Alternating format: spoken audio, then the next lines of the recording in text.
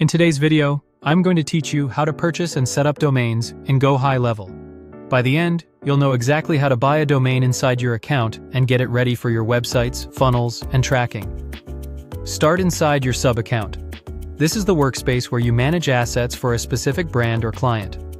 From the dashboard, head straight to Settings. This is your control center for everything related to your sub-account's configuration. Inside Settings, open the Domains and URL Redirects section. This is where you connect new domains, manage existing ones, and set up redirects if you're moving traffic from an older address.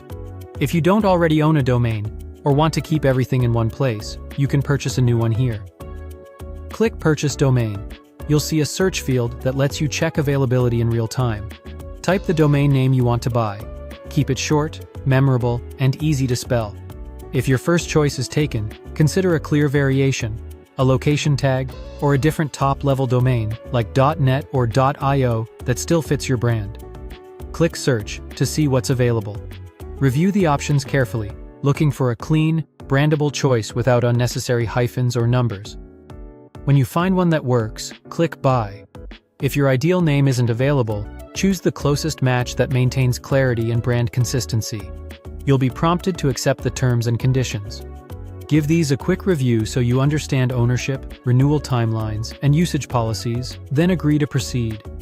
Next, click the Payment button, which may display Pay $12 or not depending on current pricing. Complete the checkout as prompted.